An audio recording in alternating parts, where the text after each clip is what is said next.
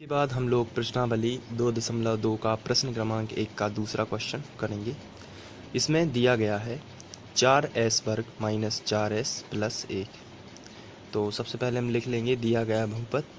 इसके हमें शून्य ज्ञात करना है और साथ ही साथ हमें शून्यकों और गुणांकों के बीच संबंध की सत्यता की जांच भी करनी है।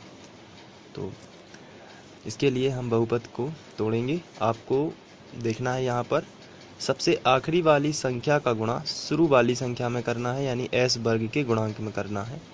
और तो ये आया 1 चौके 4, यहाँ पर 4 आया, तो हम इसको रफ में करते हैं। तो 1 का गुणा 4 में किया तो आया ये 4।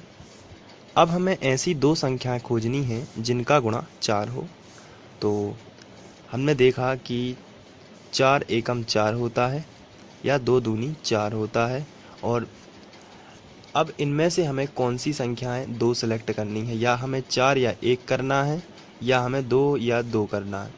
तो इसके लिए हमें देखना है कि हमें जोड़ने घटाने से -4 भी मिलना चाहिए और गुणा से हमें 4 मिलना चाहिए। गुणा से हमें 4 मिलना चाहिए और जोड़ने घटाने से -4 मिलना चाहिए। तो देखिए यहाँ पर यदि हम गुणा करते हैं तो 4 और 1 का गुणा करते हैं तो भी 4 आता है, और 2 और 2 का गुणा करते हैं तो भी 4 आता है। लेकिन जोड़ने घटाने से 4 और 1 का -4 नहीं आता है, लेकिन -2 और -2 कर दिए जाएं तो ये -4 आ जाता है। तो हमारी संख्याएं होंगी -2s -2s। चूँकि जो हमारा क्वेश्चन है वो s में है, इसलिए हम संख्याएं s में मानेंगे। यदि हमारा क्वेश्चन x में होता तो हम लोग यहाँ पर लिखते -2x, लेकिन क्वेश्चन हमारा s वाले समीकरण में दिया गया है, s वाला बहुपद है, इसलिए हम इसे मानेंगे s और s। तो हमारी संख्याएं होंगी -2s -2s। इस तरीके से आप इसको लिख सकते हैं। तो यहाँ पर हम लिखेंगे 4s वर्ग और इसकी जगह पर हमने जो संख्याएं सेलेक्ट की हुई हैं उनको लिखेंगे -2s -2s प्लस 1, इस तरीके से। अब आप यहाँ पर देख रहे होंगे 4 पद हैं, 1 2 3 4। तो आपको इन दोनों पदों में से अलग कॉमन निकालना है और इन दोनों पदों में से अलग कॉमन निकालना है। आइए देखते हैं कैसे। यहाँ पर इन दोनों पदों में से आप देखते हैं कॉमन ऐसी चीज़ निकालना है जो दोनों के पास हो। कॉमन ऐसी संख्या, ऐसा पद निकलता है जो दोनों के पास होता है। यहाँ पर 2 है और यहाँ 4 है, तो 2 उभयनिष्ठ हम निकाल सकते हैं, क्योंकि 4 में भाग चला जाएगा 2 का, तो हम 2 उभयनिष्ठ निकाल सकते हैं। और इसमें साथ में s भी इसके पास है और इसके पास भी s है। हम इन दोनों की बात कर रहे हैं केवल। तो यहाँ 2 है, यहाँ 4 है, तो 2 का भाग चला जाएगा, इसलिए उभयनिष्ठ 2 निकल सकता है। यहाँ s है, यहाँ भी s है, इसलिए s भी कॉमन निकल जाएगा। तो टोटल 2s कॉमन निकाला हमने। अब देखते हैं इन दोनों के पास क्या बचा। तो हमने 2s कॉमन निकाला, तो यहाँ हो गया 2 दूनी 4। कितने बार गया? 2 बार। तो आप यहाँ कितना लिखोगे? 2 2 दूनी 4। साथ ही साथ यहाँ पर s स्क्वायर था, यानी कि s वर्ग था। तो यहाँ पर एक s हमने निकाल भी लिया, तो एक s तो यहाँ पर बच जाएगा, माइनस लगा है तो माइनस। यहाँ पर हमने 2s कॉमन निकाला, तो ये पूरा का पूरा 2s जो है ये उठकर बाहर चला गया, तो इसके पास बचेगा केवल 1। अब यहाँ पर हम देखते हैं इन दोनों में से कॉमन निकालना है। यहाँ 2 है लेकिन यहाँ 2 नहीं है, यहाँ s है लेकिन यहाँ s नहीं है। तो हम ये समझते हैं कि दोनों के पास में ऐसा कोई पद नहीं है जो दोनों में से कॉमन आ सके। तो ऐसी स्थिति में जब कोई भी संख्या कॉमन ना निकल रही हो तो हम मिनिमम 1 जो है उसे कॉमन निकाल सकते हैं। तो 1 कॉमन निकालने के लिए पहले तो ये जो चिन्ह लगा है उसी चिन्ह के साथ में कॉमन निकालते हैं 1 को। तो ये जो है जो चिन्ह था माइनस का, तो यहाँ पर माइनस साइन और 1 हमने उभयनिष्ठ निकाला, तो ये पूरा ज्यों का त्यों। लेकिन आपको ध्यान रखना, जब भी माइनस चिन्ह कॉमन हो तो अंदर का चिन्ह बदल जाता है, यानी कि ये होगा 2s, धन का है तो ये हो जाएगा ऋण का और 1। फिर हम लोग देखते हैं कि ये दोनों ब्रैकेट 1 से आ जाते हैं, यानी समान है। तो हमारा क्वेश्चन का जो आंसर है, जो हल है, वो सही जा रहा है। अब इसके बाद इन दोनों में से हमें ये 2 बार लिखा है तो इसको 1 बार लिख लेते हैं, 2s - 1 और जो बाहर लिखा हुआ है इसको ब्रैकेट में लिख लेते हैं 2s माइनस 1। तो ये इस बहुपद के गुणनखंड आ जाते हैं। गुणनखंड आने के बाद हम शून्य ज्ञात, चूंकि हमें शून्य ज्ञात करना है इसलिए हम इसके बराबर में 0 लेते हैं, दोनों कोष्टकों के बराबर में 0 लेते हैं।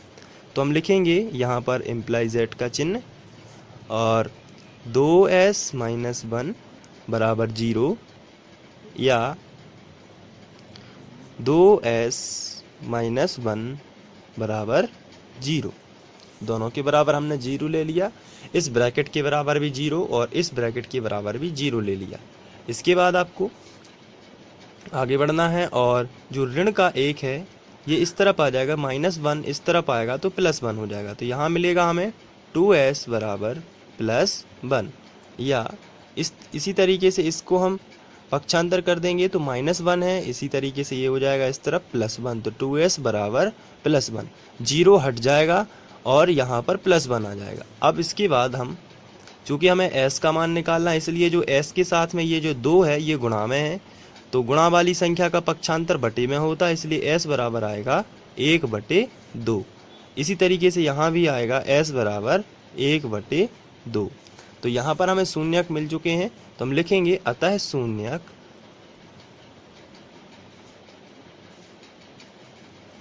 1/2 व 1/2। तो ये शून्यक है 2 1/2। अब यहाँ पर हम जांच करेंगे, तो हम साइड हेडिंग डालेंगे जांच। इसमें हम लोग शून्यकों का योगफल और शून्यकों का गुणनफल, दोनों फॉर्मूले जो मैंने पहले क्वेश्चन में आपसे कहा था याद करना है। तो यहाँ पर हम लिखेंगे शून्यकों का योगफल बराबर, हमारा फॉर्मूला था ऋण x का गुणांक बटे x वर्ग का गुणांक, लेकिन हमारा जो क्वेश्चन है वो s में है, तो यहाँ पर थोड़ा सा फॉर्मूला बदल जाएगा और यहाँ पर होगा ऋण s का गुणांक बटे s वर्ग का गुणांक। ये फॉर्मूला इतना सा बस चेंज हो जाएगा, x की जगह पर s आ जाएगा क्योंकि हमारा क्वेश्चन जो है वो s में है। शून्यकों का योगफल, शून्यकों का योगफल कर देते हैं। हमारा पहला शून्यक था 1/2 प्लस हमारा दूसरा भी शून्यक है 1/2, दोनों का योगफल कर देते हैं और इसको हम ज्यों का त्यों लिखेंगे ऋण s का गुणांक बटे s वर्ग का गुणांक। इसके बाद हम दोनों का एलसीएम लेंगे तो ये आएगा, यहाँ पर आपको एक सिंपल ट्रिक मैं बता देता हूँ। 1/2 का मतलब होता है आधा, तो आधा प्लस आधा, आधा आधा जुड़ने के बाद बनेगा 1। आप डायरेक्ट भी इसको लिख सकते हैं, आधा प्लस आधा बराबर 1 बराबर ऋण s का गुणांक बटे s वर्ग का गुणांक। तो अब हम लोग यहाँ पर देखते हैं कि ये सत्यता की जांच होती है नहीं। तो हमारा जो क्वेश्चन है वो हम यहाँ पर रफ में लिख लेते हैं और इसके बटे कुछ नहीं तो 1 कर सकते हैं। अब हमारा जो क्वेश्चन है इसको हमने रफ में लिख लिया है 4s वर्ग माइनस 4s प्लस 1। अब यहाँ पर ऋण s, इसको हम इस तरफ भी पहुँचा देते हैं। अगर इसको यहाँ से हटा के इस तरफ लगा देते हैं तो s का गुणांक जो है वो -1 है, लेकिन यहाँ पर s का गुणांक -4 है। तो हमने क्या किया, इसको हमने 4 से भाग दे दिया, पूरे समीकरण में 4 से भाग दे दिया। यहाँ भी हमने 4 से भाग दे दिया, यहाँ भी 4 से भाग दे दिया और यहाँ भी 4 से भाग दे दिया। तो यहाँ 4 और 4 कैंसिल हो जाएंगे, तो हमारा वही समीकरण हम इस तरीके से भी लिख सकते हैं s वर्ग, यहाँ भी 4 और 4 कैंसिल हो जाएंगे तो -s आ जाएगा प्लस 1/4। तो जो हमारा क्वेश्चन था उसको हम इस फॉर्म में भी लिख सकते हैं। तो इस हिसाब से यदि हम देखें तो s का जो गुणांक है वो कितना है, -1 ही माना जाता है यहाँ पर। तो इस तरीके से ये सत्यता की जांच होती है। और s वर्ग का गुणांक भी कितना है, 1 है। तो जो हमें क्वेश्चन में दिया गया है उसको थोड़ा सा फॉर्मेट करेंगे, किस तरीके से 4 से भाग देंगे और एक नया समीकरण प्रस्तुत करेंगे और उससे आपको तुलना करनी है। तो ये s का गुणांक क्या होगा, -1 और s वर्ग का गुणांक कितना हो गया, 1। अब हम शून्यकों का गुणनफल वाला फॉर्मूला लगाते हैं। शून्यकों का गुणनफल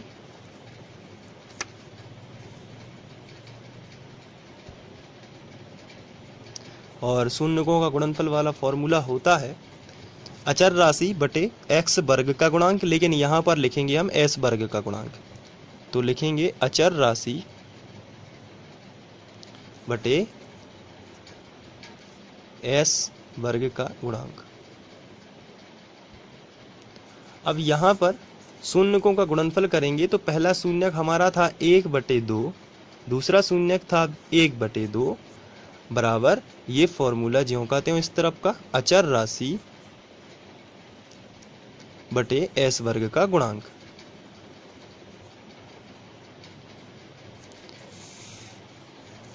यहाँ पर ऊपर ऊपर का गुणा होगा तो आएगा 1 एकम 1 और नीचे नीचे का गुणा होगा तो 2 दूनी 4 बराबर अचर राशि बटे s वर्ग का गुणांक। तो यदि हम अचर राशि की बात करें तो हमारी 1/4 है और s वर्ग का गुणांक इसके बटे में हम 1 लिख सकते हैं। तो s वर्ग का गुणांक कितना माना जाएगा 1। तो हमारे जो बेसिकली जो हमने उसको फॉर्मेट किया था ये है, और इसमें जो बहुपद है हमने 4 से भाग दिया था तो ये बना था। तो इसमें अचर राशि वास्तव में 1/4 ही है। तो अचर राशि कितनी होगी 1/4 और s वर्ग का गुणांक कितना है 1 ही है। तो इस तरीके से सत्यता की जांच होती है और संबंध भी स्थापित होते हैं। तो आप इसको हल कर सकते हैं। इसके बाद नेक्स्ट क्वेश्चन लेते हैं। Thank you.